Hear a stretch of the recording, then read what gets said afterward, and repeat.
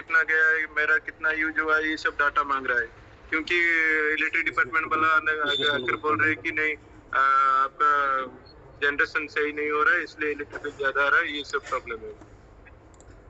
तो इसलिए वो कंज्यूमर बोल रहा है कि नहीं मुझे डाटा चाहिए, 2 महीने 3 महीने का डाटा चाहिए मुझे, बोल रहा है। देखिए फर्स्ट अगर ऑनलाइन नहीं है इन्वर्टर, नहीं ऑनलाइन नहीं है सर इन्वर्टर। गेट बंद कर दो मेरा तो बाबूजी, हमें बैक डाटा नहीं मिलेगा अगर ऑनलाइन नहीं। ऑनलाइन नहीं है, कॉन्फ़िगरेशन अभी तक हुआ कि नहीं मुझे पता नहीं, क्योंकि जो वेंडर वाला लगाया था ना वो भी मुझे बार बार बोल रहा था। टोटल प्रोडक्शन का डाटा आप डिस्प्ले पे देख सकते हो। इन्वर्टर में प्रोडक्शन डाटा कितना यूनिट जनरेट हो रहा है सब दिखा रहा है, डाटा शो हो रहा है, मगर ये डाटा वाले ना यहाँ पे जो परेशान करते रहते हैं। क्वेश्चन बताइए, क्या क्वेश्चन है? वो कस्टमर बार बार बोल रहा है कि मुझे 2-3 महीने का डाटा चाहिए, कितना गया है डाटा, तो कितना मैं यूज किया है, ये सब डाटा चाहिए। 20 किलोवाट का सिस्टम लगा हुआ है सर। एक बात आपको समझा दूं मैं कि जो इन्वर्टर प्रोडक्शन दिखाएगा डिस्प्ले में, ऑनलाइन करोगे तो भी एप्लीकेशन में भी प्रोडक्शन दिखाएगा जब से वो ऑनलाइन हुआ है, ठीक है। और कंजप्शन और एक्सपोर्ट का डाटा हमें नेट मीटर से ही मिलेगा, इन्वर्टर से नहीं दिखेगा वो। नेट मीटर में मिलेगा ना? बिल्कुल। तो और एक मिनट, और नॉर्मल इन्वर्टर का प्रोसेस ये है कि जैसे ये प्रोडक्शन स्टार्ट करता है, अगर घर का लोड ऑन है तो पहले घर के लोड को जाएगा, जो बचेगा वो एक्सपोर्ट करेगा। इसलिए नेट मीटर और जो इन्वर्टर का प्रोडक्शन है उसकी यूनिट में फर्क रहेगा, डिफरेंस रहेगा। हाँ, क्योंकि लोड भी यूज होता है ना, वही वहाँ से भी लोड दिखेगा। बिल्कुल। तो मैंने पर मना कर दिया, क्योंकि आपका तो ऑनलाइन भी नहीं है वहाँ पे, नेट ही नहीं चल रहा है, मैनुअल चल रहा है। मैंने ध्यान देना बंद कर दिया। एक वेंडर वाला भी मेरे ऊपर चिल्ला रहा था, तो मैं क्या करूँ? नहीं, आपने टेक्निकली समझाना ना कस्टमर को। एक तो आपने ये देखना कि घर का लोड कितना है। वो बढ़ गया सर, वो एक होटल है, बढ़ गया मेरे ऊपर। वो अलग मैटर है, उस मैटर को एक साइड में रखो। हर जगह ये थोड़ी चलेगा। आपने देखना है घर का टोटल लोड कितना है और पर डे के हिसाब से प्रोडक्शन कितना हो रहा है इन्वर्टर साइड से, और लोड के वो कंजप्शन करेगा, जो बचेगा वो एक्सपोर्ट करेगा। अगर लोड ज्यादा है प्रोडक्शन से तो कैसे एक्सपोर्ट करेगा? एक्सपोर्ट यूनिट नहीं आएगी ना, समझ रहे हो बात? सर हाँ समझ गया सर। और एक बात, कभी कभी धूप होने के बावजूद भी करंट जनरेट नहीं होता है, वेदर की प्रॉब्लम से होता है ना ये सब? बिल्कुल बिल्कुल। अच्छा, वो भी मैं बोल रहा था। हाँ, मैंने समझा तो कि नहीं सर, ऐसा नहीं, धूप होने के बावजूद भी नहीं काम करेगा, तो वेदर के ऊपर डिपेंड करता है। तो बोल रहा था ना, नहीं चले। फिर दोबारा मुझे कॉल भी नहीं किया, वो सही चल रहा होगा इसलिए मुझे कॉल भी नहीं किया कस्टमर। ओके, अगर ऐसा है तो आप उसके डिस्प्ले की वीडियो लीजिए ऑल पैरामीटर की, और ऑन ग्रिड टीम को आप डिस्प्ले की वीडियो शेयर कर सकते हैं। मैं क्या किया था एक बार, मैं आपसे सिर्फ पूछ रहा हूँ कि ये मिल सकता है। मैंने मना भी कर दिया था कस्टमर को, सर नहीं मिलेगा, इतना पुराना डाटा नहीं मिलेगा, मना कर दिया। ठीक है सर, धन्यवाद सर। ये सुंदरम कुछ पूछना चाहते हो? सुंदरम तिवारी। जी सर। हाँ बोलो सर, जहाँ से यूपी से बात कर रहा हूँ मैं। हाँ। सर, एक इन्वर्टर हैगा 4 किलोवाट का, ये 40 से 45 यूनिट पर डे बनाता है, ये पॉसिबल है सर? कितने किलोवाट का है? 4 किलोवाट का सिस्टम है सर। नहीं, पॉसिबल नहीं है। ये कैलिब्रेशन का इशू क्या है। हो सकता है सर? कैलिब्रेशन का इशू है। आप ऑन ग्रिड टीम से डिस्प्ले का वीडियो शेयर करिए। सर, मेरी लगभग 4 से 5 बार बात हुई है, तो अपडेट कर देते हैं, कुछ सॉल्यूशन ही नहीं। किससे बात हुई आपकी? सर, सचिन सर से भी हुई है इसलिए बात। सचिन सर से हुई? ओके, मैं डिस्कस करूँ। क्या नाम आपका? सुंदरम तिवारी नाम है सर। अभी भी कंप्लेंट पड़ी हुई है कस्टमर की 4 से 5 बार की। कोई बात नहीं, मैं आप मुझे लेटेस्ट वीडियो से प्रोवाइड करवाइए डिस्प्ले का।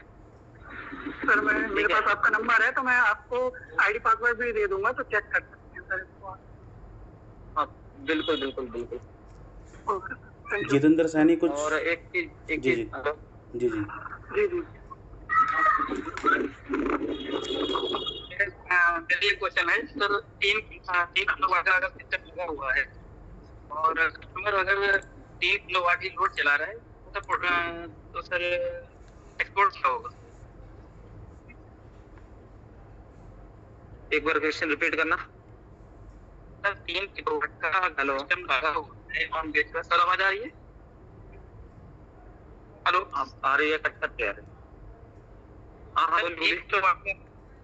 3 किलोवाट का सिस्टम लगा हुआ है कस्टमर के यहाँ और दिन में अगर कंटिन्यू अगर वो 3 किलोवाट लोड भी चला रहा है घर का तो सर एक्सपोर्ट क्या होगा?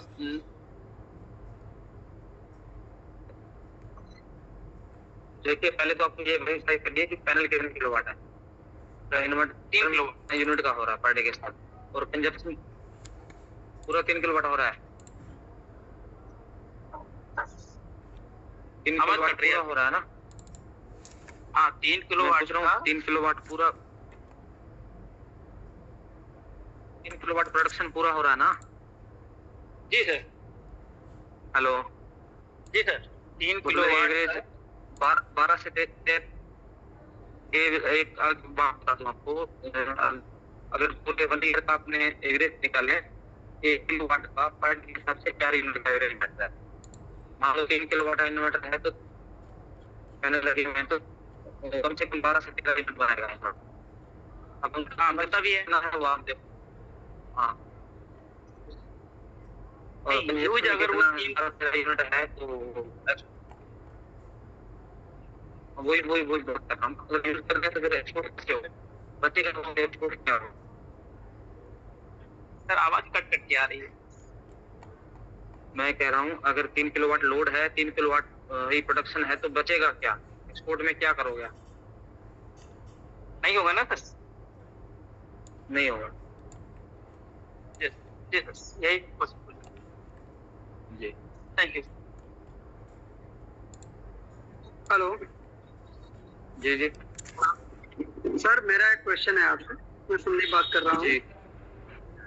सर जैसे अगर सिस्टम एक कस्टमर सिस्टम ऑन ग्रिड का लगा रखा है, कोई भी XYZ ऑन ग्रिड अपनी कंपनी से, जैसे 5 kVA 5.3 का लगा रखा है GT, तो अगर वो गवर्नमेंट को एक्सपोर्ट नहीं करना चाहता है तो क्या उसके लिए कोई ऐसा डिवाइस है सिटी से या सिटी लगाने के बाद वो डिवाइस वर्किंग करेगा कि गवर्नमेंट को बिजली एक्सपोर्ट ना करे?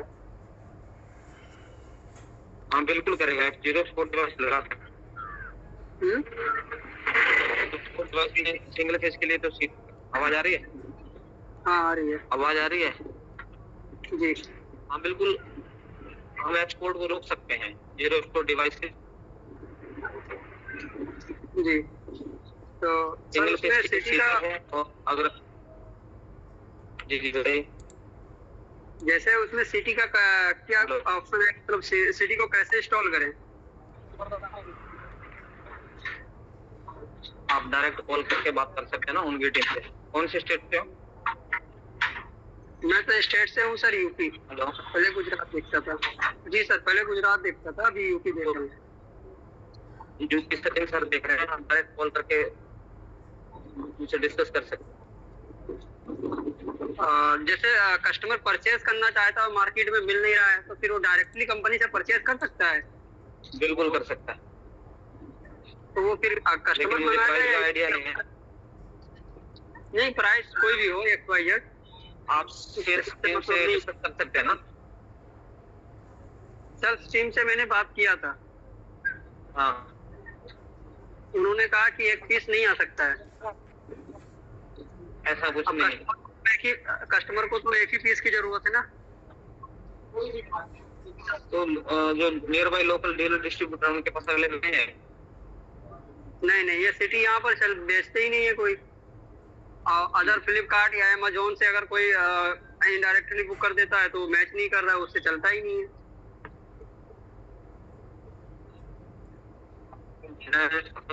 आइडिया नहीं है, मैं बाकी डिस्कस कर लूंगा। किसी के कोई टेक्निकल प्रश्न है तो टेक्निकल प्रश्न पूछो। सेल्स वाले प्रश्न यहाँ सेल्स की टीम से पूछो, जब सेल्स की मीटिंग होगी तो वहाँ पर पूछना, ठीक है? कोई किसी को कोई टेक्निकल समस्या आ रही है उसकी उसकी बात करो। वो बताइए।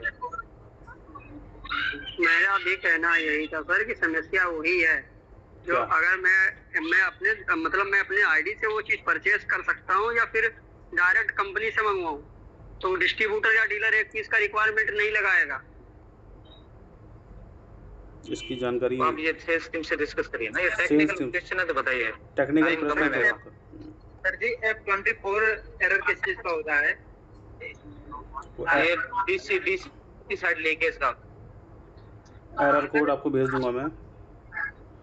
एरर कोड डीसी लीकेज, बाकी आप हाँ यूजर मैनुअल में चेक कर सकते हैं। डिटेल से। हेलो हेलो, और किसी का कोई टेक्निकल प्रश्न? सर मैं सुब्रत उड़ीसा से बोल रहा था। हाँ बोलो। Sir communication error or alarm communication sir हाँ आपके बोलो पास बोलो। आपके हेलो कम्युनिकेशन एरर आर एक इन्वर्टर में ऑन ग्रिड का, तो उसका खुल के देखा सब सही लगा हुआ है, कुछ मिस्टेक नहीं है, सब सही है, लेकिन कम्युनिकेशन एरर आ रहा है। 5-10 मिनट चलने के बाद आ रहा है। आपके उड़ीसा से हो ना आप? हाँ उड़ीसा से भवानीपटना। हाँ सुनील जी देख रहे हैं आपका एरिया, आप इससे डिस्कस करिए, बात किया आपको हूँ सॉल्यूशन मिलेगा। ऑनलाइन करने के लिए बोले, उसका सॉल्यूशन कोई अंदर कोई कार्ड फाड़ खराब है क्या पता है नहीं, ऑनलाइन करने के लिए बोले।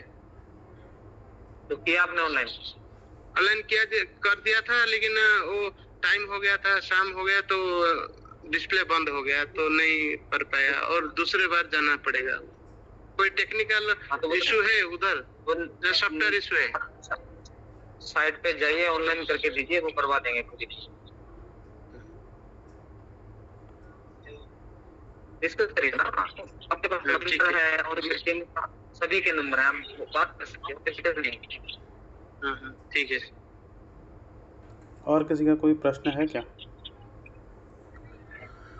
सर ग्रिड वोल्टेज कितना होना चाहिए मिनिमम स्पोर्ट के लिए? 170 वोल्ट। अगर स्टेबलाइजर लगा रखा है, अगर स्टेबलाइजर लगा रखा है तभी स्पोर्ट करेगा? क्या लगा रखा है? स्टेबलाइजर अगर लगा रखे हैं इनपुट में, हाँ करेगा, कोई दिक्कत नहीं। करेगा, ठीक है। सर मेरा एक क्वेश्चन था, मैं कुलदीप फैजाबाद से बात कर रहा था सर, यूपी से।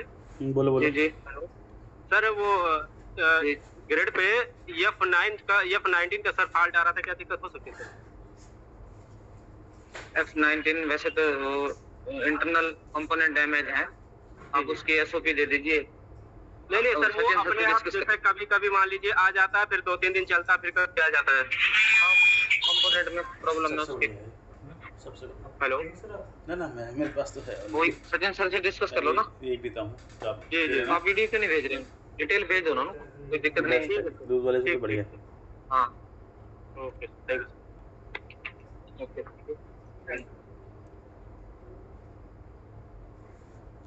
और किसी का क्वेश्चन और कैसा कोई प्रश्न? कोई एग्जिट कर रहा हूँ, वॉल्यूम ज्यादा है। हाँ ठीक है सर, बहुत किसी के पास question है तो बहुत please थैंक यू, बहुत धन्यवाद आपका। सर किसी का क्वेश्चन है तो मेरा नंबर नोट कर लीजिएगा, मुझे व्हाट्सएप पे डाल सकते हो, मैं रिवर्ट करूंगा। ठीक है, ये सर का नंबर। सर आप आए, आपके लिए बहुत बहुत थैंक यू, बहुत बहुत धन्यवाद। ग्रुप में डाल दीजिएगा सर नंबर अपना। हाँ ठीक है मैं डाल दूंगा सर का नंबर मैं डाल दूंगा। ठीक है, तो अभी अपना जो नॉर्मल ट्रेनिंग है, अभी हम क्वेश्चन आंसर का सेशन क्लोज कर रहे हैं यहाँ पर। ठीक है, अभी वाले बहुत हैं। ओके ठीक है सर, थैंक यू, बहुत बहुत Okay. धन्यवाद। मैं माइक्रोफोन ऑफ कर रहा हूँ और अपना सेशन जो है वो दोबारा से स्टार्ट कर रहे हैं।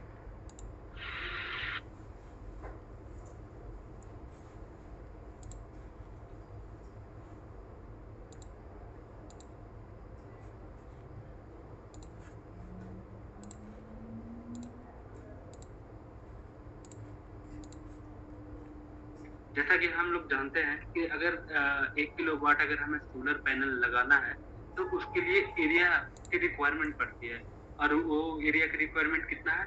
80 स्क्वायर फीट से लेकर के 120 स्क्वायर फीट तक, ठीक है। अब किसी कस्टमर की रिक्वायरमेंट है 10 किलोवाट का और उनके पास एरिया है नहीं, तो फिर हम प्लांट कैसे लगा पाएंगे? चाहे वो ऑन ग्रिड हो या ऑफ ग्रिड हो, हम नहीं लगा पाएंगे, क्योंकि अगर हमें 10 किलोवाट का प्लांट लगाना है तो हमें तो उसमें पैनल इंस्टॉल करना पड़ेगा ना, है ना। 10 किलोवाट में कम से कम तो आपको 15 पैनल 20 पैनल तो इंस्टॉल करना होगा, तो उसके लिए एरिया भी तो होना चाहिए। तो उस एरिया को सुनिश्चित करने के लिए और अपना प्रोजेक्ट को एग्जीक्यूट करने के लिए हमें साइट सर्वे करना जरूरी होता है, ठीक है। अगर आप कहीं भी अगर जाते हो, अगर आपको कोई प्रोजेक्ट मिलता है, तो आप ऐसे ही बिना देखे ही नहीं बता पाओगे कि हम वहाँ कितना प्लांट लगा सकते हैं। जब तक आप साइट सर्वे नहीं कर देते तब तक आप सोलर पे एग्जैक्ट कॉस्ट नहीं बता सकते हो, ठीक है।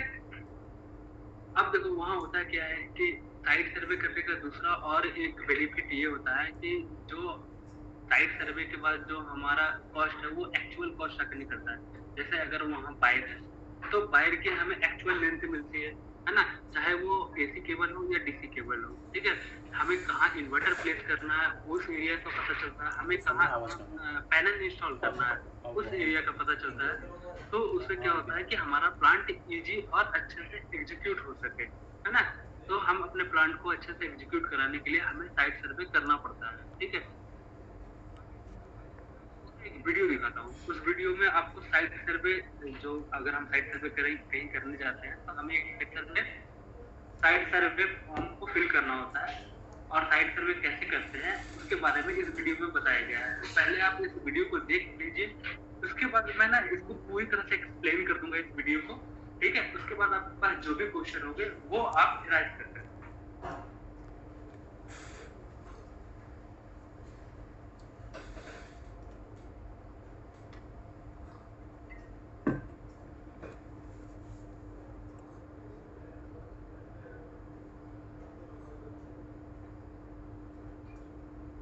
आवाज़ चले गई।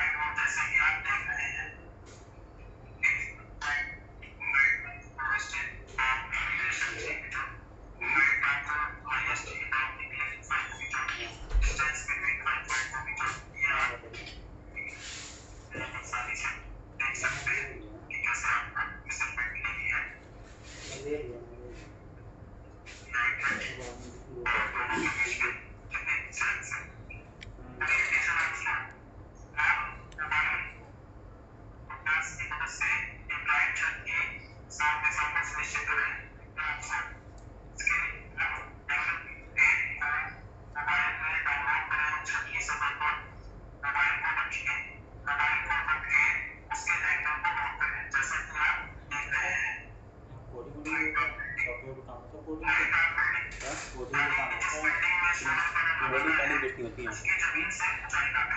कोडिंग करने कुछ नहीं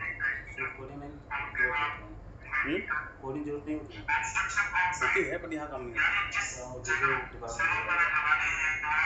ऊपर ही करता है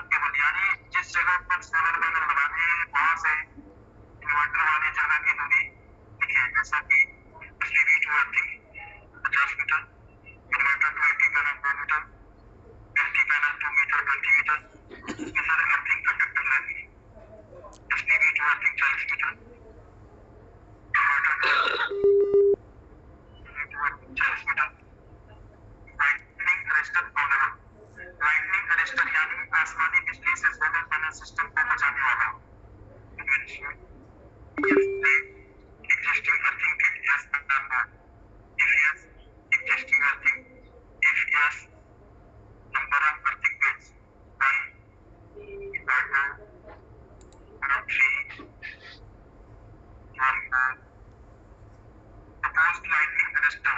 Other side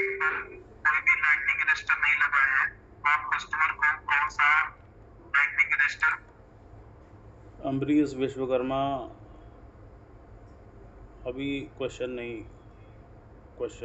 सेशन अभी हो गया है, ठीक है। अभी जो चल रहा है उस पर ध्यान दो, जो चीज़ चल रही है।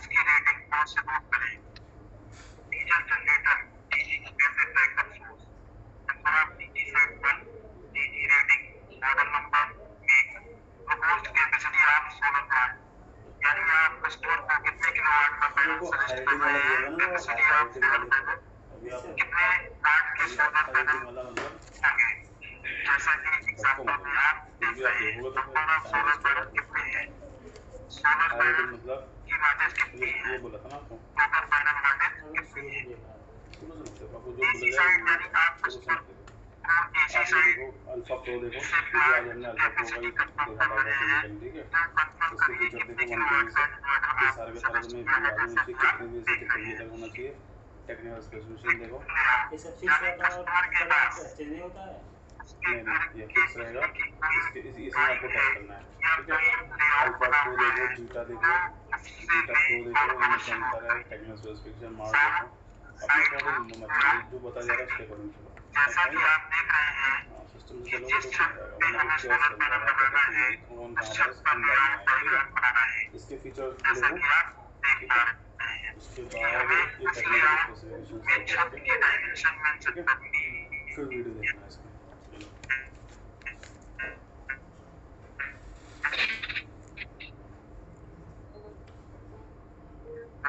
की हाइट और मल्टी की विड्थ मेंशन करनी है, इनकी विड्थ पर होनी है और इन सभी की डिस्टेंस भी और से मेंशन करें। साथ ही साथ बाउंड्री वाल की गया वो भी मेंशन करें। प्रूफ ऑफ राइट्स, कस्टमर से उसका लेटेस्ट इलेक्ट्रिसिटी बिल जरूर ले, साथ ही साथ पिछले 1 साल का इलेक्ट्रिसिटी बिल अवश्य ले। इसके साथ साथ कस्टमर का आधार कार्ड और पैन कार्ड की फोटोकॉपी अवश्य ले और टिक मार्क करें। इसमें सभी मार्क कमेंट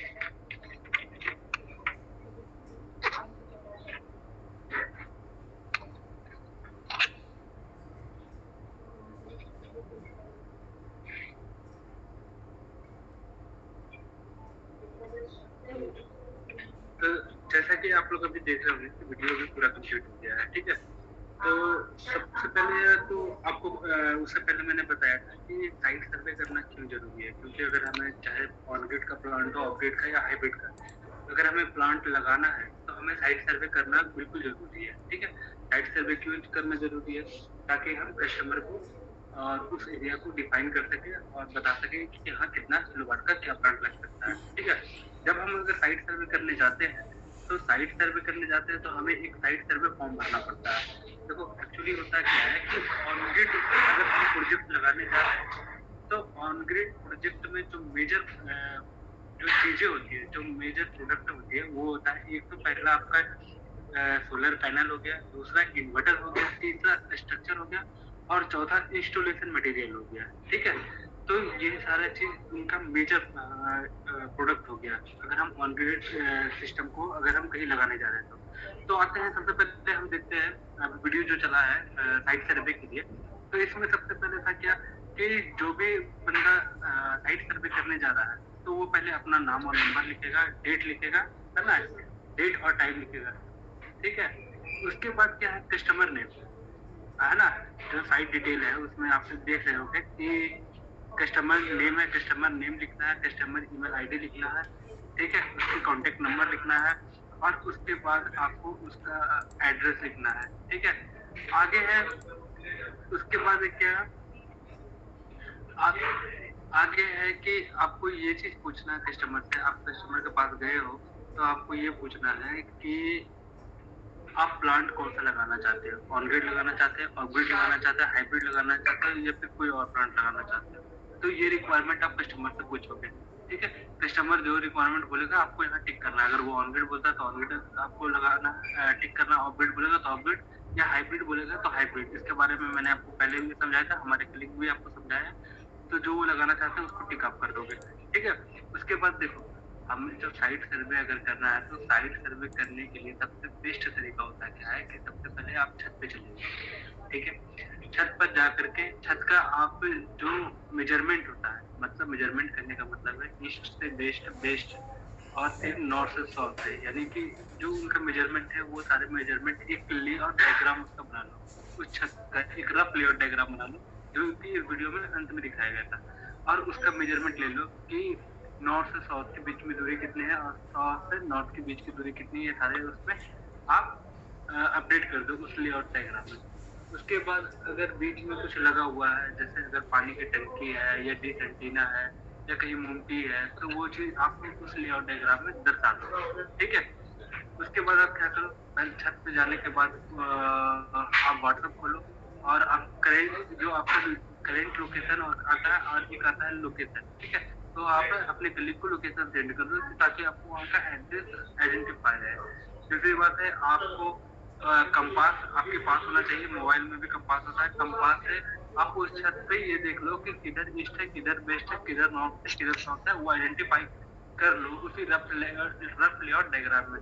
क्योंकि जैसा हम लोग जानते हैं कि जो भी हमारा प्लांट लगता है वो कौन सा डायरेक्शन में लगता है, नॉर्थ टू, है ना, साउथ टू नॉर्थ डायरेक्शन में लगता है। ठीक है, तो इसके लिए हमें कंपास की मदद से ये देखना होगा कि हम किधर नॉर्थ है, किधर साउथ है, किधर ईस्ट है, किधर वेस्ट है।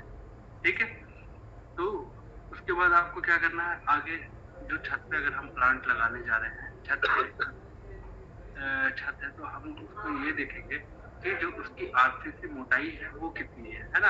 यानी कि हम पहले ये भी देखेंगे, आइडेंटिफाई कर लेंगे जो घर है वो नया है कि पुराना है ना।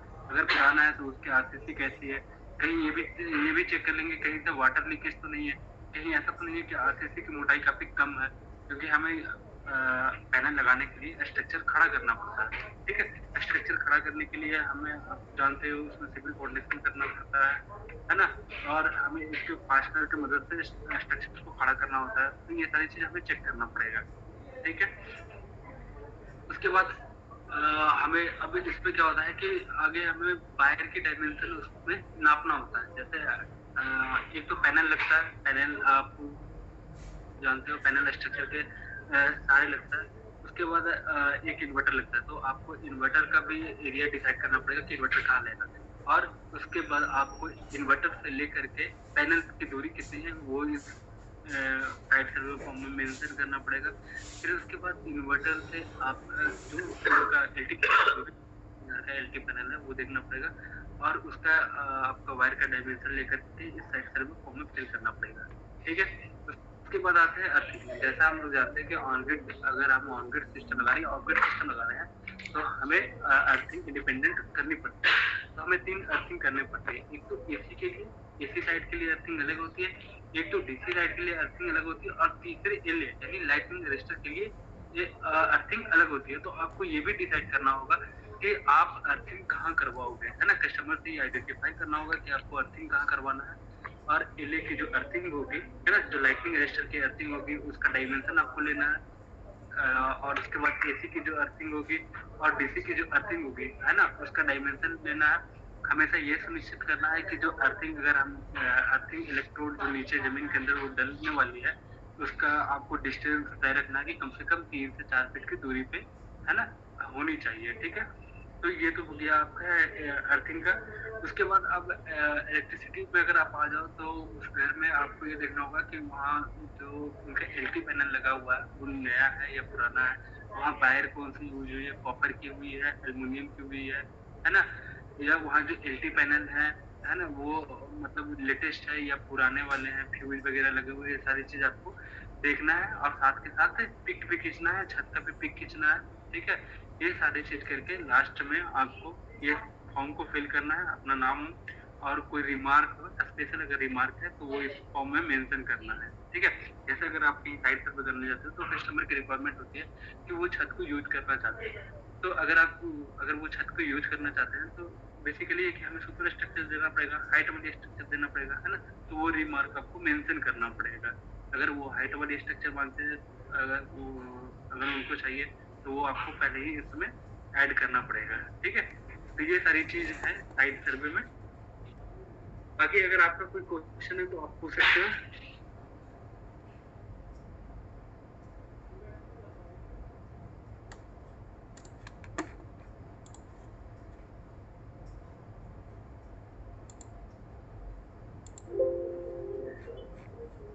सर एक फॉर्म जो है ऑनलाइन फिलअप करना है ऑफलाइन? हम आपको लेंगे चलें देखो। देखो एक्चुअली क्या होता है ना, परचेज करके 2 सेंटीमीटर वो हम प्लांट को इंस्टॉल करते हैं। तो प्लांट को इंस्टॉल करने के बाद है ना, ऑनलाइन अप्लाई करने के बाद क्या होता है कि हमें कुछ दिन बाद एक एनओसी मिलती है नो। ठीक है, नो ऑब्जेक्शन सर्टिफिकेट मिलने के बाद हम क्या करते हैं कि प्लांट को इंस्टॉल करते हैं। ठीक है, जब तक अगर एनओसी नहीं मिलेगी हम प्लांट इंस्टॉल नहीं कर पाएंगे। ठीक है, तो हमें एनओसी मिलता है, तो हम प्लांट को इंस्टॉल करते हैं। तो प्लांट को इंस्टॉल करने के बाद क्या होता है कि जो हमारा पैनल लगा है, जो हमारा इन्वर्टर लगा है, वो आईसी सर्टिफिकेट की है कि पैनल की है कि नहीं, है ना। As per एमएनआई, as per discom की जो रिक्वायरमेंट है ना, वो सारी चीज़ हमें सबमिट करना पड़ता है। ठीक है, और उसके बाद आपको और कुछ भी नहीं, कुछ ज़्यादा पेपर की जरूरत नहीं पड़ती है। ठीक है, और पहले पेपर सबमिट कर चुके ही हैं। और कुछ उनकी एग्रीमेंट होती है ना, डिस्कॉम की एग्रीमेंट होती है, हर स्टेट की अलग अलग एग्रीमेंट होती है। उस एग्रीमेंट को बनवाना पड़ता है, उसको फुलफिल करना पड़ता है, तब जा करके आपको नेट मीटर, है ना। उसके बाद आपको नेट मीटर परचेज करना पड़ता है। कहीं कहीं डिस्कॉम में तो ऐसा है कि आपको नेट मीटर परचेज करके देना पड़ता है, कहीं कहीं क्या है कि डिस्कॉम खुद नेट मीटर देती है, टेस्ट कर सकते हैं। जहाँ आप परचेज करके दोगे नेट मीटर, वो टेस्ट करवाएगी। टेस्ट करवाने के बाद जाकर के आपका डेली जो होते हैं वो जाकर के आपको मीटर को इंस्टॉल कर देते हैं, तब आपको जाकर प्लांट रन करना रहता है। ठीक है, सर जैसा हम 5 किलोवाट सिस्टम लग रहा है, अपने को जैसा 1 किलोवाट यूज करना है, बाकी जो 4 किलोवाट है तो सर हम जैसा उसको बाकी घर के लिए यूज कर सकते हैं। देखो एक्चुअली क्या होता है ना कि अगर कोई घर है, ठीक है, या इनडायरेक्टली ऐसा होना तो ये बेच सकते थे जैसा? नहीं, आप ऐसा नहीं कर सकते, आप उसको बेच नहीं सकते हो। एक्चुअली क्या होता है ना कि जो मीटर होती है, ठीक है ना, अगर घर में 5 किलोवाट का मीटर है, आप लोड कम चला रहे हो, ठीक है, उससे कोई प्रॉब्लम नहीं है। वो आपका जो सेविंग जो एनर्जी है वो क्या होगा, डिस्कॉम को ट्रांसफर हो जाएगी। ठीक है, लेकिन आप बगल वाले को बेच नहीं सकते और बगल वाले को सप्लाई नहीं दे सकते हो। रीजन ये है क्योंकि ये डायरेक्ट ग्रिड पे टाई अप होकर के चलती है। Thank you.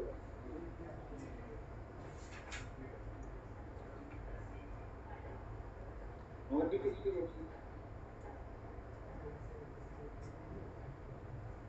किसी और का कोई क्वेश्चन है तो जल्दी पूछो। सर महाराष्ट्र में सब्सिडी के टेंडर खत्म हुए या चल रहे हैं? पिछली का वो तो चेक करना पड़ेगा, एक्चुअली क्यों हो सकता है ये बात तो हम कर सकते नहीं जैसे करेंगे वहाँ जाकर कस्टमर से बात भी कर लेगा जो इसके बाद मतलब कि आप पता नहीं यहाँ पे वो आपका रूल करेंगे उसको अगर आपको कन्वर्ट करना है ऑब्विड में तब आपको प्रदीप जी आप दिल्ली में ही है मतलब हेड ऑफिस में ही बैठते हैं? जी सर बिल्कुल सकते तो बैकअप के लिए तो बैटरी यूज कर सकते हैं अभी भी। लेकिन अगर एक उससे बेटर ऑप्शन निकलता रफ जैसे 41 है sir. Sorry sir, sorry worry नहीं, देखो मैं आप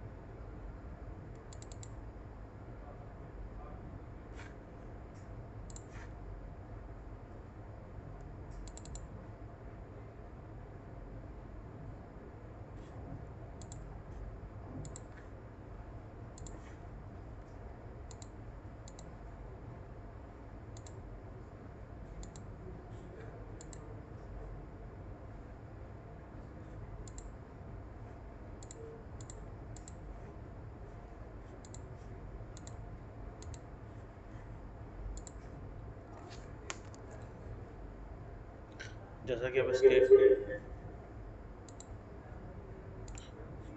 आप स्क्रीन पे देख पा रहे हो कि हमारा जो सोलर पीवी का जो है, ये जो सोलर पीवी का जो ऐप है, सोलर पीवी मॉनिटरिंग का जो ऐप है, ये मैंने आपको कुछ PDF वगैरह भी शेयर किया हुआ है ग्रुप पे, ठीक है। उस पर क्या है कि हमारा जो ट्रांसफार्मर लेस इन्वर्टर है उसका PDF दिया हुआ है, और हमारा जो इन्वर्टर है एप्लीकेशंस UTL सोलर PV का मॉनिटरिंग का, ठीक है, उसको कैसे आपको करना है। IP एड्रेस जैसे फॉर एग्जांपल इसका जो IP एड्रेस है 192.168.1.8 प्राइड सीरीज़ का, ठीक है, वो भी इसमें शेयर किया हुआ है, और कैसे कैसे इसको करना है इसका वीडियो भी मैंने आपको ग्रुप पे शेयर किया हुआ है। तो हर मॉडल का जो IP एड्रेस है वो अलग अलग रहेगा। जैसे ये जो मॉडल है हमारा UTL solar rap D&GX series का जो IP एड्रेस है वो ये है, ठीक है। इसके लिए जो हम ऐप इस्तेमाल करेंगे, ठीक है, उसकी जो डिटेल्स है UTL सोलर मॉनिटरिंग ऐप करके ऐसा करके रहेगा। तो हमारे पास इसका जो फॉल्ट कोड भी मैंने आपको शेयर किया हुआ है, आपका जो ग्रुप है उस पर, ठीक है। जैसे ये GX सीरीज़ है, इसमें इसका IP एड्रेस मेंशन किया हुआ है। IP एड्रेस की ज़रूरत कब पड़ती है? जब आप इसको कनेक्ट करवाते हो ऐप से, आपको ऐप में देखना होता है, जो डेटा होता है वो देखना होता है, ठीक है। तो उसके बाद आपका क्या है कि मैंने आपको कुछ चीज़ें शेयर की हुई हैं, ठीक है। जैसे मैंने आपको जो हमारा हाइब्रिड का वो है वो शेयर किया हुआ है, ठीक है। जैसा कि आप देख पा रहे हो, हाइब्रिड हमारे इन्वर्टर हैं, ठीक है। हाइब्रिड मतलब ट्रांसफार्मर लेस इन्वर्टर है, उनके मैंने आपको PDF शेयर किए हुए हैं। तो इसको एक बार आप समझने की कोशिश करना। कई बार आपको फील्ड में ये इन्वर्टर भी देखने को मिल सकते हैं। ये हमारे जो इन्वर्टर हैं ये अलग अलग मॉडल्स में आते हैं, ठीक है। ये हाइब्रिड 5GXLT 5.5 6 6.6 7.5 8, ठीक है, अलग अलग मॉडल्स हैं, ठीक है। ये PDF को एक बार डाउनलोड कर लेना। इसमें जो कनेक्शन है 1 2 3 4 5 6 7 8 ये सब डिस्क्राइब किया हुआ है। एक जो है वो डिस्प्ले के लिए है, 14 15 जो है आपका 14 नंबर जो है आपका पीवी इनपुट MPPT, 15 नंबर जो है वाईफाई इंटरफेस। तो हमने इसको कोड से बताया हुआ है कि कौन सा नंबर किससे संबंधित है, ठीक है। उसके बाद ये हमारा हाइब्रिड इन्वर्टर है, ये इसका ब्लॉक डायग्राम है, जिसको समझ पा रहे हो। सोलर से PVI DC में ये कनेक्शन हुआ, बैटरी से भी कनेक्शन इसका यहाँ पर हुआ, ठीक है। बैकअप लोड, ये अलग अलग वाईफाई इसको वाईफाई से भी कनेक्ट कर सकते हैं, इसमें सिम लगी हुई, सिम लगा करके इसको GPRS से भी कनेक्ट करा सकते हैं। फ़ोन में आप इसका डेटा दुनिया में कहीं पर भी हो आप देख सकते हो, ठीक है। ये हाइब्रिड इन्वर्टर है। हाइब्रिड इन्वर्टर को इंस्टॉल करने के लिए क्या क्या चाहिए, वॉल माउंटिंग ब्रैकेट चाहिए, ठीक है। एंटी कोरिजन के जो बोल्ट हैं वो चाहिए, पैरेलल कम्युनिकेशन की केबल चाहिए, सेंसर का क्लैम्प चाहिए, बैटरी टेम्परेचर का सेंसर चाहिए, यूज़र मैनुअल वगैरह जो चीज़ें हमने इंस्टॉलेशन के जो पार्ट हैं वो उसमें सब मेंशन किए हुए हैं, ठीक है। सोलर फोटोवोल्टेक जो कनेक्टर होता है, स्पेशल स्पैनर, कभी भी जो MC4 का जो कनेक्टर होता है उसको खोलने के लिए ये स्पैनर इस्तेमाल करना चाहिए, कभी भी स्क्रू ड्राइवर का इस्तेमाल नहीं करना चाहिए, क्योंकि अगर आप स्क्रू ड्राइवर का इस्तेमाल MC4 कनेक्टर को खोलने के लिए करोगे तो क्या होता है, उसका लॉक टूट जाता है, ठीक है। फिर उसका जो वेदर प्रूफिंग का जो स्टैंडर्ड है वो फिर वो मेंटेन नहीं हो पाता, ठीक है। तो इस चीज़ का आपको विशेष ध्यान देना है। ये खोलने के लिए देखो इसमें इंडिकेशन दिया हुआ है कि इसको यहाँ हैंडल दिया हुआ है, इसको ऐसे ऊपर खोलोगे ये खुल जाएगा, ठीक है। उसके बाद इंस्टॉलेशन के लिए आपको क्या क्या टूल चाहिए, प्रोटेक्टिव गॉगल चाहिए, एंटी डस्ट मास्क चाहिए, एयर प्लग चाहिए, वर्क ग्लव चाहिए, वर्क शूज़ चाहिए, यूटिलिटी नाइफ चाहिए, फिर है ये स्क्रू ड्राइवर चाहिए, क्रॉस स्क्रू ड्राइवर चाहिए, ठीक है, ड्रिल चाहिए, प्लायर चाहिए, मार्कर चाहिए, लेवल चाहिए, लेवल से आप लेवलिंग करोगे, रबर का हैमर चाहिए, सॉकेट, ठीक है, रिंचेस चाहिए, ये सब चीज़ें, हीट गन है स्लीव वगैरह लगाने के लिए, हाइड्रोलिक प्लायर चाहिए थिम्बलिंग वगैरह करने के लिए, ठीक है। उसके बाद वायर क्लैम्पर, इतना सारा टूल चाहिए। फिर मल्टीमीटर है, RS-45 का क्लैम्पर है, क्लीनर है, ये सब चीज़ें आपको इंस्टॉलेशन करने के लिए चाहिए होती हैं। इंस्टॉल कैसे करें, सबसे पहले आपको ये इन्वर्टर का हैंगिंग प्लेट है उसको इंस्टॉल करना है ऐसे करके। अब इसमें इसकी जो रेटिंग है इसमें आप गौर करो, इसकी जो रेटिंग आती है वो KVA में नहीं आती है, इसकी जो रेटिंग आती है वो आती है किलोवाट में। जैसे 5 किलोवाट है, 5.5 किलोवाट, उसमें वायर का साइज़ चाहिए 1 AWG का, केबल की जो mm है, mm भी तो AWG में है, mm में है 42 mm। टॉर्क वैल्यू कितनी होनी चाहिए, 24.5। तो वैसे 6 किलोवाट है, 7.5 किलोवाट है, 10 किलोवाट है, 11 किलोवाट है, 12 किलोवाट है, ठीक है।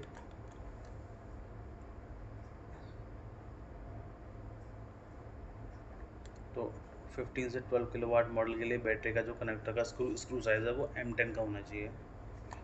इसमें स्क्रू साइज का जो स्पेसिफिकेशन है वो तक डिफाइन किया हुआ है,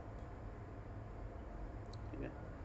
ये जो कनेक्टर्स लगे हैं, फंक्शन एंड पोर्ट का जो डायग्राम है वो मेंशन किया हुआ है यहाँ पर, ठीक है, कि CN1 किस लिए इस्तेमाल होता है, CN2 किस लिए होता है, ठीक है।